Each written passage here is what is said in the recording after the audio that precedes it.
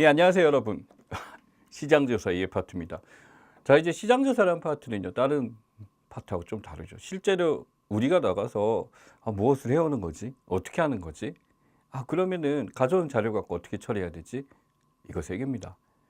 우리가 지금 앞에 나가서 해야 되는 여러 가지 이제 조사 내용도 여러 가지가 있겠죠. 사람들의 태도를 조사할 수도 있고, 사람들의 성향을 조사할 수도 있고, 또는 어떤 상품들이 가지고 있는 사람들이 갖고 있는 느낌들, 또는 이게 얼마나 먹힐까, 이런 것들을 실제 우리가 나가서 조사를 하는 것이 시장조사입니다. 여러분이 예전에 배웠던 사회과학에서 연구 방법론이라고 불러요. 설문지를 쓰고 실험을 하고 참여 관찰하고 여러 가지가 있는데, 우리는 그야말로 그 텔레마케터 입장에서 우리가 앞에 놓여 있는 시장, 마케팅과 관련된 그런 것들에 대한 조사를 하죠.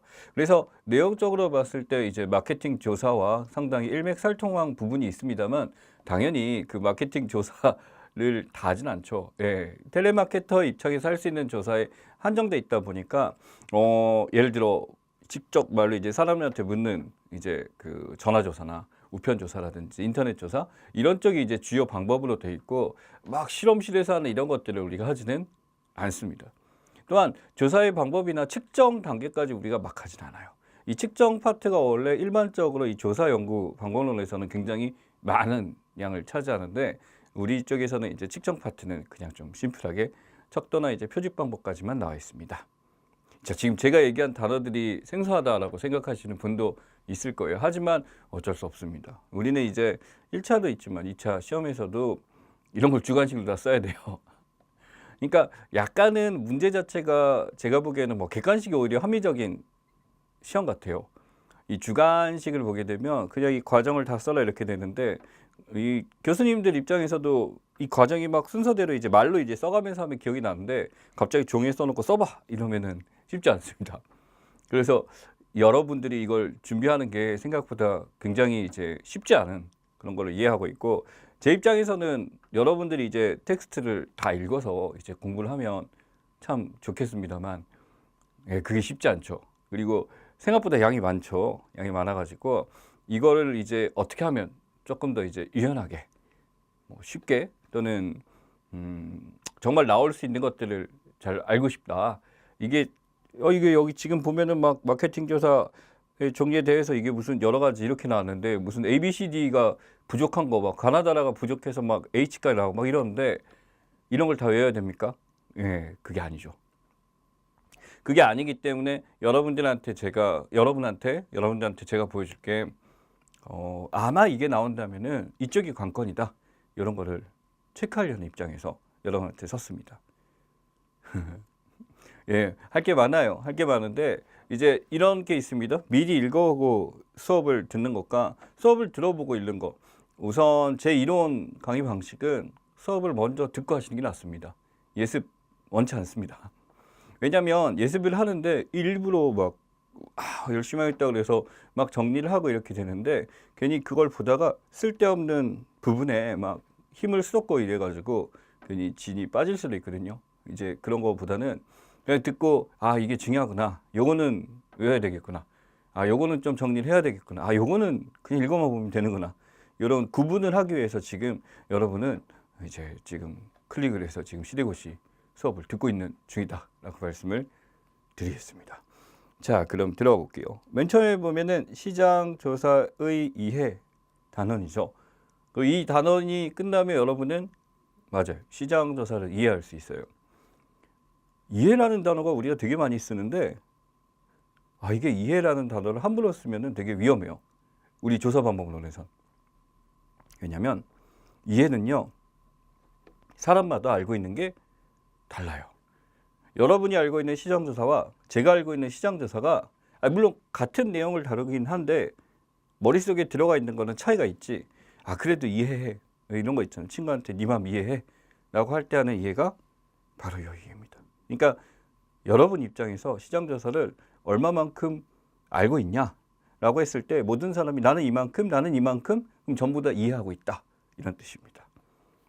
그러니까 이해는 모두 똑같은 게 아니에요. 그래서 여러분 입장에서 지금 최대한 많이 이해할 수 있도록 이걸 보는 겁니다. 그럼 이해를 하기 위해서 시장조사라고 써볼게요. 뭐부터 알아야 될까? 시장조사의 의미, 뜻부터 알아야지. 이게 뭐예요? 라는 것부터 알아야지. 그치? 그 다음에 뜻을 알았으니까 보통은 뭘 하냐면요. 특징 같은 걸 봐요. 특징이라는 게 시장조사라는 거는 왜 하는지, 그치? 이 뜻을 알았으면 중요성 와 특징 같은 걸 봐요. 자, 그 다음에 그러면 실제 조사를 나가봅시다. 조사를 나가보면 뭐가 있을까? 절차 또는 단계라고 부르죠. 그렇죠? 그 다음에 뭐가 있을까? 조사를 함에 있어서 우리가 지켜야 될 도덕, 윤리 같은 거. 아니 밑줄을 그었는데 뭐 중요하다는 게 아니라 밑줄이 그냥 그어졌어요. 그어졌는데 뭐 밑줄 적을까? 요거예요. 지금 이거 쓴 게 또 다른 게 뭐냐면 여러분이 이거 네 가지를 파악하면 지금 오늘 첫 시간 나랑 이제 만나면서 알게 된 거에 대해서 아 이게 정리가 됐어. 그러면은 여러분 성공한 겁니다. 들은 보람이 있고요. 들은 보람은 이렇게 평가하죠. 문제를 맞출 수 있어야지. 그러니까 문제를 맞출 수 있는 선까지만 공부하면 돼. 이 공부라는 게 막 타이트하게 처음부터 딸딸이는 사람이 있어요. 예를 들어 뭐 그 왜 운전면허 같은 것도 100점 받고 아무 의미 없잖아. 우리 시험도 그렇잖아. 그러니까 딱 여기 선까지만 알고 하는 게 오히려 효율적이고 그만큼만 맞추고 다른 공부를 하시는 게 더 효율적일 수도 있어요. 자, 그래서 시작하겠습니다. 시장조사의 개념이라고 나왔죠. 시장조사가 무슨 뜻이냐라고 나왔어요. 개념이라고 하면 우리가 뭐 정의라고 하기도 하고 의미, 뜻이라고 하기도 하고 쉬운 단어 뜻이죠. 무슨 뜻이냐라고 처음에 나와 있습니다. 아니 우리가 시장조사 단어를 공부하는데 시장조사라는 걸 모르면 되겠어요? 안 되죠. 경제학 언론을 들어. 그럼 뭐부터 알아야 돼? 경제부터 알아야지. 똑같은 거예요. 시장조사의 개념 해갖고 과거와 현재의 시장 및 경쟁 상황을 조사 분석하여 미래를 예측함으로써 시장 전략 수립의 지침을 제공하자는 미래지향적 활동이다. 지금 하는 건데 목적이 뭐냐면 미래래요. 현재 하는 거 맞아? 과거에 있었던 경쟁 상황을 조사 분석이야. 과거 또는 현재를 조사 분석하는 건데 목적은 뭐? 목적은 미래 이렇게 되는 거. 현재 지향적 활동이다 그러면은 이것도 뭐 틀리다고 할 수 없지만 목적성은 지금 시장조사에서 우리가 미래에 어떻게 써먹을 것이냐. 그게 핵심입니다. 그래서 마케팅 의사결정 실행 가능한 정보 제공 목적으로 다양한 자료를 체계적으로 획득하고 분석하는 자, 그 다음에 중요한 특징이에요. 바로 뭐냐면 무슨 성? 객관성이 있네. 객관성이 있고 그 다음에 공식적 과정. 자, 공식적에도 체크를 하셔야 돼요. 이 공식적이라는 건 뭐냐면 이 시장조사라는 것을 한 여러분의 자료가 공식적으로 누구나 열람할 수 있고 볼 수 있는 자료여야 돼요. 그리고 이게 공개 가능해야 돼. 책임질 수 있어야 돼. 다른 말로 하자면 비공식적인 게 뭐냐라고 한다면 여러분 일기장이요. 일기 안 쓴 지 오래됐나? 유언장 이런 거 또는 비망록 남들한테 절대 보여줄 수 없는 나의 블로그, 비밀 블로그 이런 것들 그게 바로 비공식적 자료. 이건 공식적 자료니까 사람들 앞에서 이제 문서화돼 가지고 나타나고 이렇게 되는 거지. 아니 생각해봐. 시장조사를 했는데 나만 봐. 아무런 표출 안 하고 여기 얘기도 안 해. 웃기잖아. 그러면 그지? 공식적. 자, 그 다음에 기업의 활동 시장이 더시켜 목적을 달성해 수단인 전략을 정사해 필요한 정보를 접수하기 위한 목표 시장 경쟁사 기업 환경에 대한 각적 자료를 수집하고 분석하는 활동이다.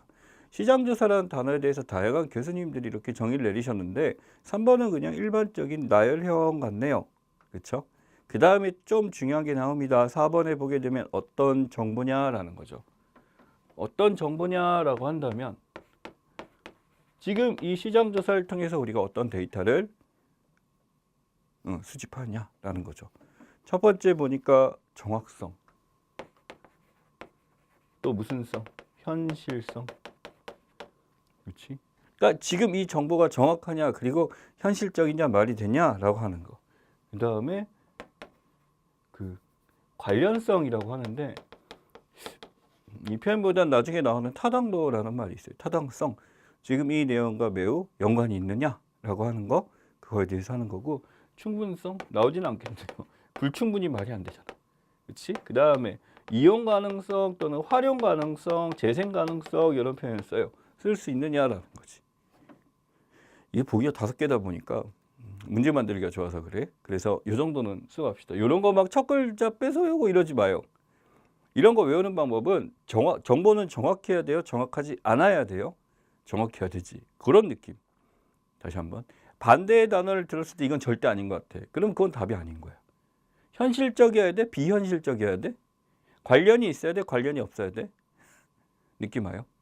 그러니까 어떤 속성을 우리가 공부를 할 때 외울 때는요, 그냥 드립다 외우는 게 아니라, 그러니까 요거와 반대되는 얘기들을 통해서 우리가 캐치를 하면 빠릅니다. 오케이? 자, 그래서 시장조사 개념은 이렇습니다. 맨 처음에 나와 있는 거에서 의미하고 중요성 이렇게 하겠지만 둘 다 이렇게 연관돼 있다라는 거 잊으시면 안 돼요. 예. 자, 그래서 아래쪽에 특성 나와 있죠. 특성들 나오면 무슨 성 이렇게 나와 있어요. 예, 그런 것들이죠. 이 객관성, 공식적도 써놨는데 또 보니까 뭐 있습니까? 타당성, 신뢰성, 적시성. 적시성 안 쓸게요.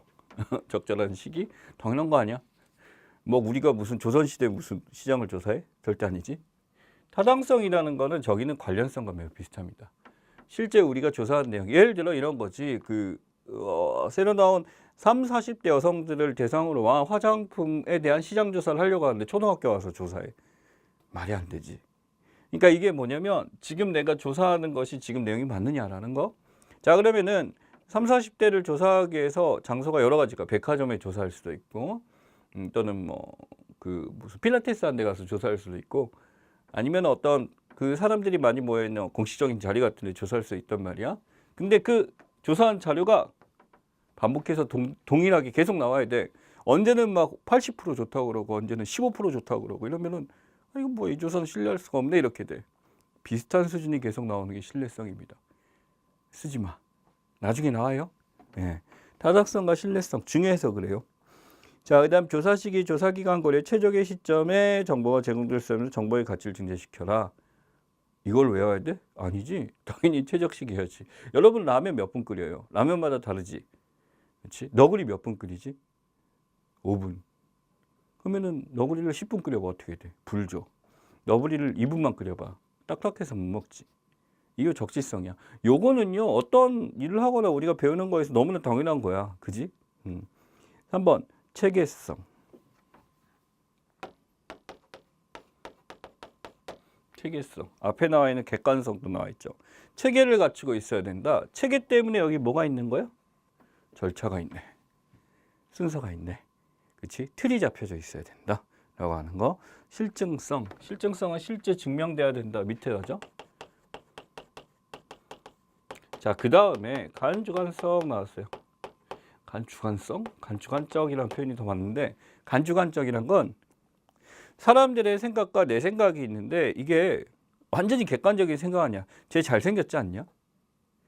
이 객관적인 거 아니잖아요. 아, 차은우 잘생겼다? 아, 잘생겼죠. 근데 어떤 사람은 차은우가 잘생기지 않았다라고 할 수도 있겠지. 근데 이게 너도 그렇고 나도 그렇고 다른 사람도 그렇게 얘기해. 이게 간주관적이야. 그러니까 객관성 같긴 한데 분명히 예외는 있을 수 있어. 근데 사람들의 생각이 대부분 비슷해. 서울대 애들은 공부를 잘한다. 간주관적이야. 왜? 100% 공부를 잘한다? 그게 아닐 수도 있잖아. 그지? 간주관적은 일반적인 사회학이나 윤리학이나 기타 등의 여기서 한 가지 이제 모든 사람의 객관성을 유지할 수 없기 때문에 쓰는 말입니다. 그래서 상호주관성 이런 말들을 써요. 네. 자, 그 다음에 조사 현장의 객관적 조사 이해하고 특수성보다는 보편성. 자, 나왔네요. 무슨 성이다? 보편성입니다. 보편성인데 하나 기억해야 될 게 자, 이거는 논란이 될 수 있어요. 낫이라고 쓰면. 왜냐하면 특성이 있을 수도 있어. 이런 시장 조사를 나만 했을 수도 있잖아. 100세 이상 사람들한테 조사를 처음으로 시행했어. 처음으로 시행했으면 이거 무슨 성? 특수성이 맞잖아. 하지만 보편적이어야 된다. 그러니까 특수성은 강조가 되면 안 돼. 특수성은 이 조사만의 특수한 성질 이런 게 강조돼서 안 되고 일반적으로 보편적으로 남들이 하는 방식으로 해야 된다. 자, 그 다음에 마케팅하는 활동 시 근거자료 활용된다. 당연하죠. 조사 목표의 기본 요소 나와 있습니다. 조사 목표의 기본 요소라 그러면은 나중에 나옵니다만, 여건에 나옵니다만, 여기 보면은 조사 문제, 가설 개발, 조사의 범위이며 궁극적인 목표는 무슨 만족이다? 고객 만족이다. 자, 우리 텔레마케터가 가지고 있어야 될 가장 기본적인 요건이죠. 고객을 만족시켜라. 그렇죠? 그렇게 돼야 됩니다. 자, 그래서 여기서 보시게 되면 시장적 특성까지 있고 역할 나와 있죠. 무엇을 하느냐? 문제 해결을 위한 조직적 탐색, 그지? 탐색 조사라고도 부릅니다. 그래서 자, 2번 기업의 문제 해결 정보 제공, 불확실성과 위험성은 최대화시켜야 최소화시켜야 돼. 최소화 어렵지 않죠. 타당성과 신뢰성이 높은 정보가 있든 타당성, 신뢰성 또 나왔네요. 그지? 타당성, 신뢰성 좋은 말 같죠? 타당성 관련성이 가장 큰가? 신뢰성 반복해도 똑같이 나오느냐? 이런 거. 5번 기업의 의사결정 질 개선, 고객 만족 경영 실현, 마케팅을 효과적으로 도움 제공. 자, 그러니까 보기 요소가 많지만 실제로 여러분들이 여기서 반드시 기억해야 될 것이 있고 기억하지 않아 쓸 수 있는 게 있지. 그런 걸 제거하고 가야 됩니다. 그리고 시장조사의 역할을 서술하시오. 이렇게는 안 나와요. 절대 그렇게는 안 나와. 자, 그 다음에 과학적 조사로서의 마케팅 조사에서 나와 있습니다. 합리적 의사결정을 할 때 하는 지식 획득 방법이다. 여기서 핵심은 이거죠. 마케팅 조사를 하는 데 있어서 바로 과학적 조사라는 단어가 나와 있습니다. 과학적 조사라는 거는 내가 지금 이 조사를 할 때 과학적으로 할 수 있느냐? 과학적이라는 것은 다른 것들과 달리 내가 지금 객관적으로 그리고 남들이 봐도 정말 당연하게 사실은 과학적 조사는 그렇습니다. 방법이 정해지면 있잖아요. 내가 해도 여러분이 해도 같은 거예요. 차이가 없어요. 동일해야 돼요. 그러니까 과학적이지 않다라는 거는 할 때마다 달라질 수 있겠지. 근데 과학적 조사는 할 때마다 같아요. 방법에 대한 오류가 없어요. 그런 것들. 그래서 여기 보시면 과학적 연구 방법에는 개인적 편견을 배제하고 항목물체 구성한 합의에 도달하는 규칙들이 존재한다. 이번이 중요한 이유는 출제가 됐었기 때문에 그렇습니다만 여기는 바로 뭐냐면 개인의 편견을 배제한다. 이런 단어를 써봅시다. 자, 무슨 적이라고 하냐면 이것을 나중에 나와요. 가치 중립적 태도라고 합니다. 여러분의 가치가 절대 반영돼서는 안 되죠. 안 돼요. 절대 안 돼요. 여러분의 가치가 들어가서는 안 되고 진짜 이 조사하는 그 내용 그 자체에만 충실해야 된다는 거지. 그래서 무엇을 배제해라? 편견을 배제해라. 그렇지? 그래서 구성원 간의 합의에 도달하게 해주는 가치 중립적인 무엇이 존재한다? 규칙이 존재한다. 이 규칙이라는 것은 우리가 임의대로 바꿀 수 있는 것이 아니라 반드시 지켜야 되는 것들. 그렇게 하는 거. 자, 그 다음에 현상, 개념, 가설, 검증을 거친 객관적인 자료를 바탕으로 이론을 도출한다. 아니, 왜냐하면 이게 일반적인 이게 절대 쉬운 단어가 아니에요. 하나하나씩. 어떤 사회현상이 있어? 그럼 그와 관련된 개념, 이론이라고 하죠. 이론이나 개념들이 있어. 이것을 조작적 정의라고 가설을 세워서 이것을 검증하고 일반화를 해. 여기 이제 연구 방법 일반적 과정인데 우리는 나중에 조사 절차가 따로 있으니까 그때 보시면 됩니다. 자, 그 다음에 4번에 체계적 실증적으로 수행한다. 그 다음에 체계적 실증적으로 한다. 지금 여기 나와 있는 단어가 반복이 되죠. 반복이 되죠. 자, 그 다음에 6번에 과학적 추론에 근거하며 기납적 방법과 연역적 방법 체크합시다. 자, 기납적 방법과 연역적 방법이 있는데 이 단어 뜻에 대해서는 조금 알아야 돼요.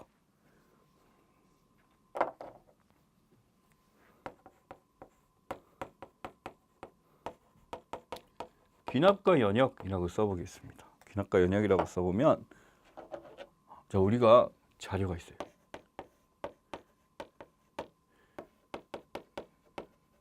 결론이 있어. 이 자료를 모아갖고 이렇구나라고 결론이 나왔어. 이게 뭔 소리야? 너무 쉽잖아요. 여러분이 시장조사를 하려고 나갔는데 요새 이게 대세네? 라고 했어. 예를 들어 시장 조사를 했더니 요새는 라면이 튀긴 라면이 아니라 말린 라면이 대세네. 기름이 안 튀긴 면이 대세네. 겉면이 대세네. 뭐 이렇게 됐어. 귀납법입니다. 되게 쉽죠? 그래서 3년 후입니다. 3년 후가 돼서 지금은 생면이 대세일 것 같아 라고 결론을 미리 세웠어. 이게 뭐야? 가설이야. 생면이 대세일 것 같아 라는 생각을 미리 한 다음에 시장에 가서 조사해서 진짜 생면을 많이 먹을 줄 알았는데 아니야. 옛날 튀기면 복고풍으로 돌아가 있네. 이거 틀렸네 라는 거지. 자, 내가 어떤 가설을 미리 세워놓고 여기에 대해서 자료를 조사해서 결과를 찾았어. 어떻게 가요? 이렇게 가네. 이렇게 가네. 이렇게 가면 바로 뭐? 연역이에요. 그러니까 연역은 뭐냐면 이 결론이라기보다는 색깔 다른 걸로 써볼게. 가설을 세우고 자료를 통해서 뭐 하는 거? 검증하는 거지. 그러니까 귀납과는 반대로 가죠. 그러니까 연역이라는 것은 뭐냐면 이것입니다. 가설인데 이 가설을 뭐라고 하냐면 우리가 다른 말로 이미 우리가 잠정적 결론 이럴 것 같아 라고 하는 거예요. 그래서 자료를 통해서 갑니다. 자, 그럼 이 말이 헷갈린다면 여러분은 자료에서 출발하느냐 아니면 자료가 종착점이냐 라고 하는 걸로 구분하시면 되겠네. 자료에서 출발하면 뭐? 귀납법. 자료에서 출발하는 것이 아니라 결론을 내세우고 가설을 세우고 자료를 찾아서 검증했어. 연역법. 그치? 그래서 연역적, 기납적이라는 단어를 잘 쓰시면 좋겠습니다. 그래서 연역적, 기납적 추론이에요. 추론, 미뤄 짐작한다 라고 부르는 거고요. 자, 그 다음에 조사자는 상호관계 분석함으로 해결방안 모색한다. 당연하고요. 8번 오류를 최소화한다. 오류를 늘려야 돼요? 줄여야 돼요? 최소화 맞잖아. 너무 당연해? 과학적 조사, 문제점 발견해라. 원인 규명해라. 사현상 이에 대해서 지적의 오류를 피하고자 하는 시도다. 정말 쉽죠. 어렵지 않죠. 그래서 여러분들 이거 공부할 때 방법 이런 게 더 중요하네. 요거 들으려고 들었네. 읽어보시고요. 아니 이 말이 어떻게 틀릴 수가 있지? 이런 거는 지어가면서 보시면 돼. 근데 약간 연역기나 이렇게 뭐 약간 좀 생소한 단어들이 나왔어.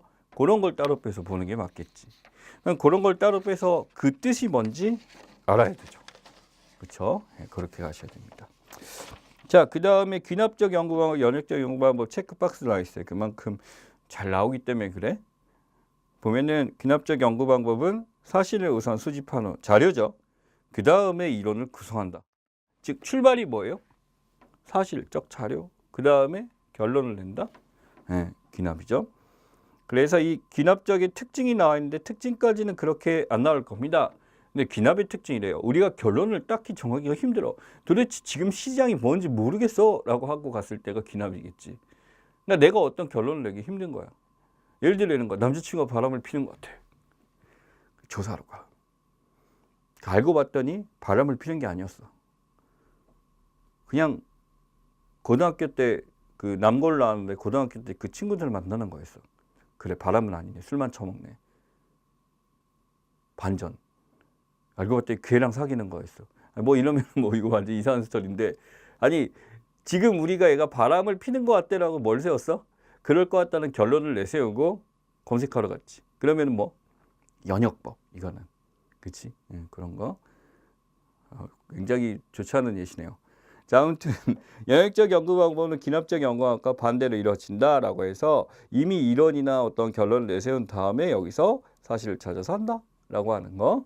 그렇죠? 그 연역은 뭐 확대되는 지식을 할 수 없다. 이런 거 나오는데 이런 거는 우리 텔레마케팅 우리 시험에서까지는 나오진 않을 것 같습니다. 자, 그다음에 시장조사의 절차입니다. 시장조사의 절차라고 나오는데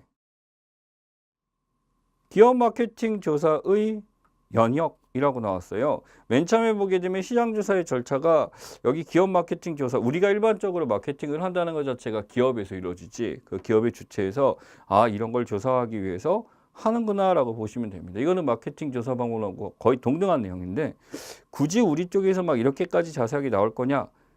이건 아닌 것 같습니다. 그래서 중요한 내용 바로 가시면 바로 어디? 그렇죠. 마케팅 관리자가 갖추어야 할 요건이라고 있습니다. 마케팅 관리자가 갖춰야 할 요건. 현재 사용 가능한 정보를 주체적으로 관리하고 해석해야 된다. 너무 당연한 거 아니야? 지금 이 정보를 가지고 내가 주체적으로 해야 된다. 맞죠? 그 다음에 해박한 지식을 가져야 한다. 맞죠? 3번에 뭐 있어요? 다른 구성원들과 의사소통 결과를 공유해야 한다. 의사소통해라. 나만 알고 있어야 돼요? 공유해야 돼요? 공유해야 돼. 너무 당연하죠. 그러니까 이 공부라는 게 시장조사 파트의 공부라는 게 우리가 봤을 때 이게 합리적이고 이게 맞다라고 한다면 그래 라고 하시면 충분히 맞출 수 있는 것들로 구성되어 있습니다. 자, 그 다음에 고객 만족도 조사의 3원칙. 문제 만들기가 너무 좋죠. 첫 번째, 계속성 또는 지속성이라고 낼 수 있죠. 지속적으로 해야 되지. 한번 딱 하고 안 하면은 시장의 흐름이 바뀔 수도 있잖아. 지속적으로 해야 된다. 정당성, 정량성. 정량성이라는 건 양적 표현이라는 의미인데 양적으로 표현한다라는 건 수치화시킨다, 객관화시킨다 라고 보시면 돼요. 그래서 3번 정확성. 대충 하면 안 되지. 그지?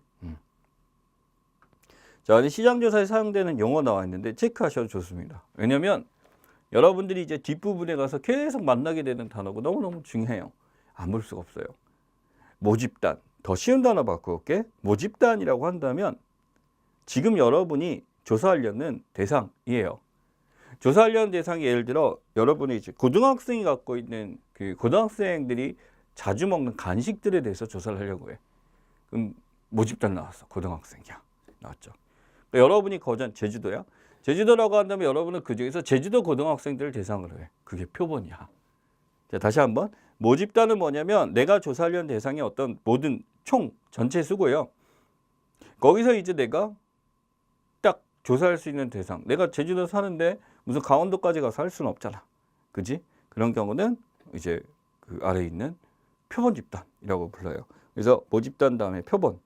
그럼 이 표본은 무엇이 있어야 된다? 이 모집단을 대표할 수 있어야 된다는 게 핵심입니다. 자, 그 다음에 3번. 문헌조사 나와 있죠. 문헌조사 대단한 거 아니죠? 뭐 보는 거? 책 보는 거, 자료 보는 건데 인터넷으로 보는 거 문헌조사일까요? 맞습니다. 인터넷도 문서가 맞습니다. 저작권이 있고요. 이북이란 것도 있잖아요. 그래서 문헌조사라는 건 기존에 발간되어 있는 자료인데 밑줄 그읍시다. 기존에 발간되어 있는 자료를 뭐라고 부르냐면 2차 자료라고 부릅니다. 자, 이게 나중에 1차 자료, 2차 자료라는 표현이 나오기 때문에 기억을 해주세요. 그러니까 문헌조사는 2차 자료를 사용하는 것. 4번 횡단조사. 횡단조사가 있으면 종단조사가 있겠지. 종단조사는 역사적으로 과거부터 쭉 이렇게 하는 거. 횡단조사는 지금 대상이나 이거와 비슷한 것들을 쫙 옆으로 내세워서 하는 거. 한 방에 쫙 비교하는 거.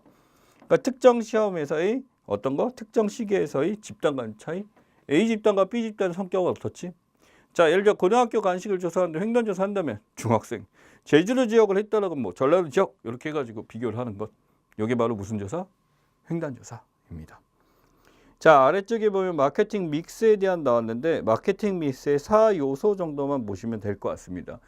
마케팅 조사 방법론, 그러니까 텔레를 빼면 마케팅 조사 방법론이죠. 거기서 맨 처음에 나오는 게 이거예요. 사피예요. 사피인데 이 사피라고 하는 게 프로덕트, 프라이스, 플레이스, 프로모션 이렇게 나와 있습니다. 이 네 가지가 이제 중요하냐라고 했을 때 뭐 중요하긴 합니다만 우리 쪽에서 이게 뭐 다이렉트로 나오냐라고 하기는 애매합니다. 그래서 맨 처음에 있는 마케팅 프로그램 개발 마케팅 믹스 네 가지만 좀 정리를 해주시면 좋겠고 나머지는 읽어주시면 좋겠어요. 네 가지 뭐라고요? 생산, 가격, 장소, 그렇지, 전략. 그래서 이제 우리가 알고 있는 이 네 가지 사피에 대해서 정리를 해두시면 좋겠습니다. 자, 그 다음에 절차죠. 마케팅 조사.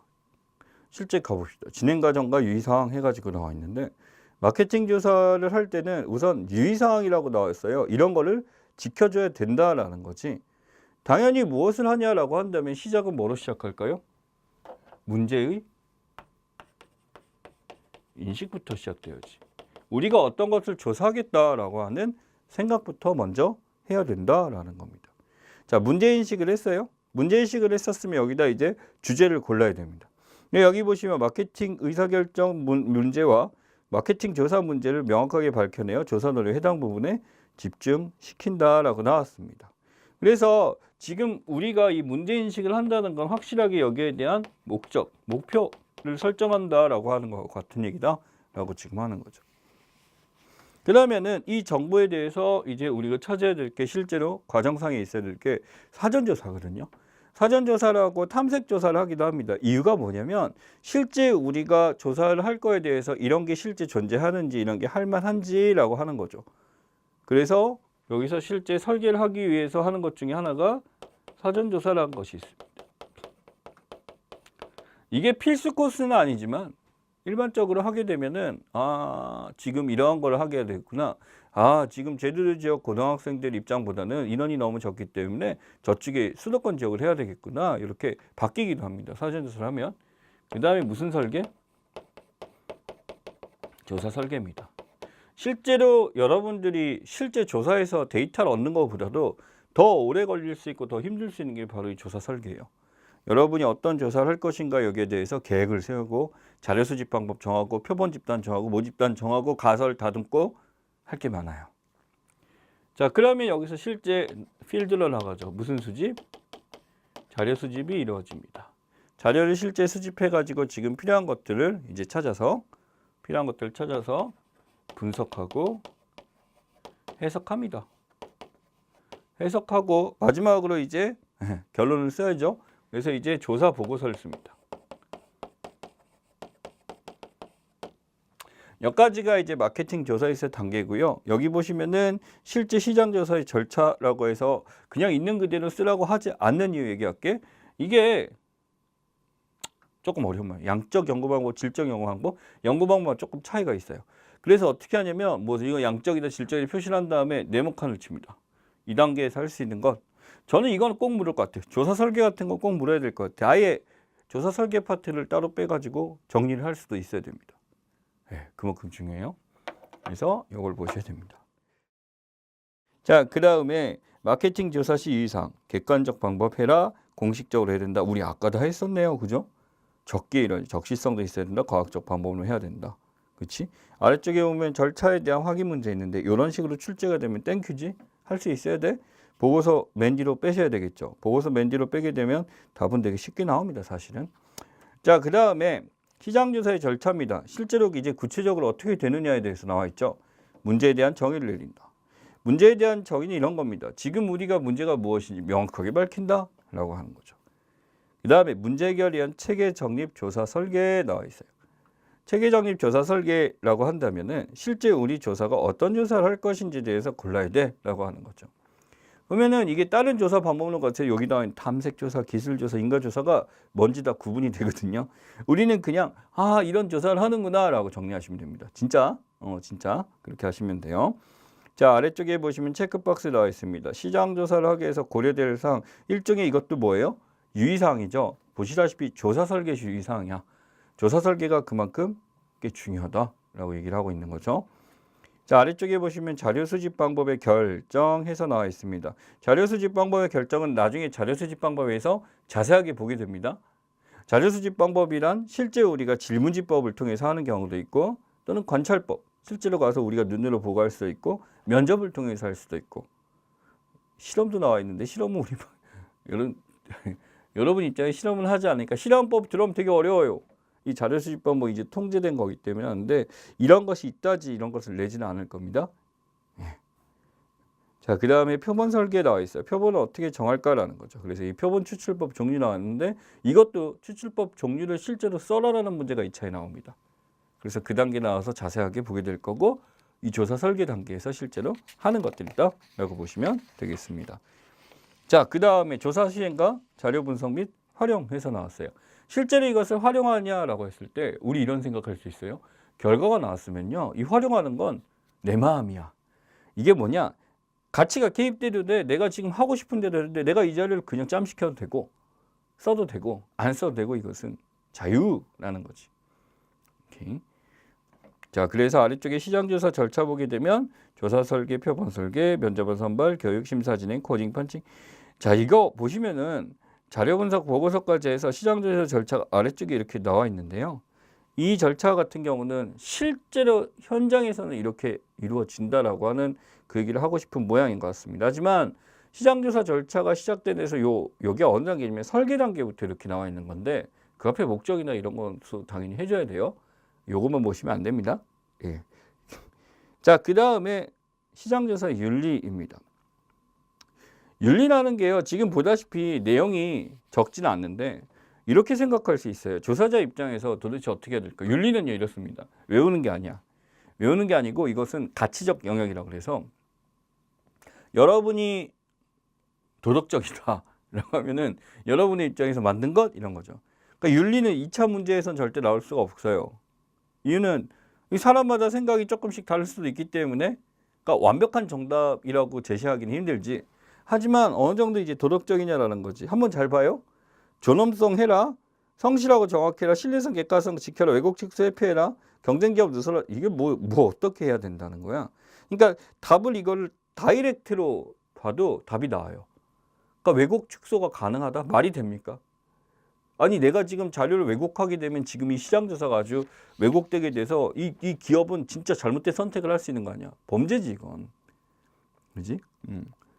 자, 그래서 조사 결과 조사자가 지켜야 될 사항이 있고 조사 결과 이용자가 지켜야 할 윤리. 이것도 너무 당연하죠. 당연히 개인정답 피하고 남한테 이거 발설하면 안 되고 사생활 정보하면 야, 연예인도 이거 했어. 이런 얘기 하면 안 된다라는 거지. 그렇지?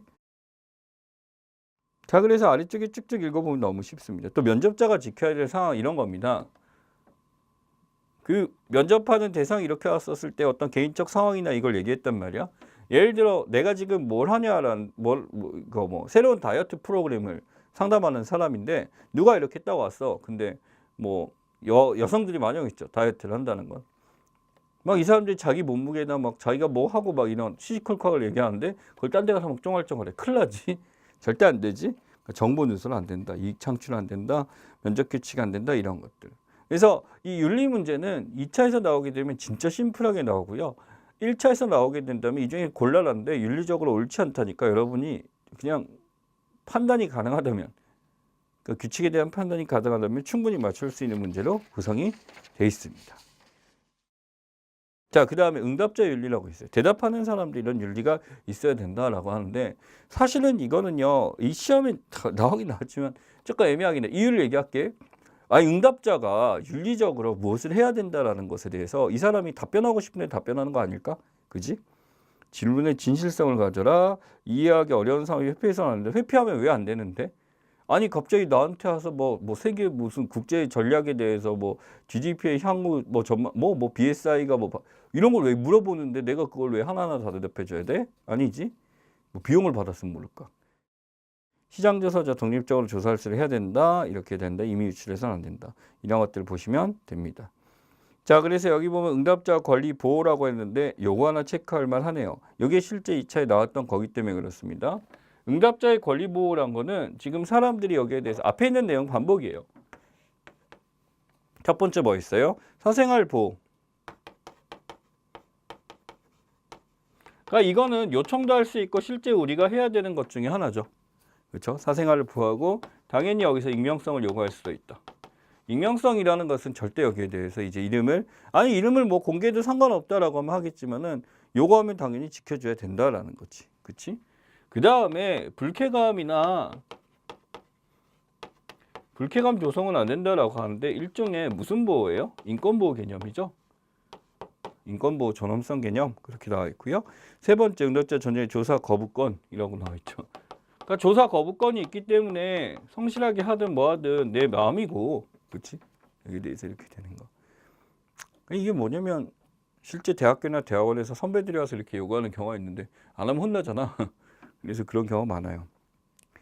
자, 그래서 아래쪽에 윤리 규정도 여러 가지 나와 있습니다. 한번 읽어보시면 충분하고 밑에 있는 것만 봐도 이제 답이 나올 거예요. 응답자에게 조사 면접 고려한다. 조사자는 응답자가 조사에 익숙하지 못할 때 면접, 유도 질문, 유도 신문하면 큰일 나죠. 그러니까 이게 지금 이 파트는 여러분한테 서비스로 주는 파트다라고 생각하시면 좋아요. 조금 외워야 될 게 저 마지막 정리. 조금 외워야 될 거 하면 이거지. 이거고 여기는 읽어서 이런 거구나 파악이 중요하고요. 요것도 읽는 거죠. 여기는 이제 따로 공부할게요. 절차 단계 파트에서 나타나는 거. 근데 여기 나와 있는 의미나 뜻들을 전부 다 볼 수는 없어요, 여러분.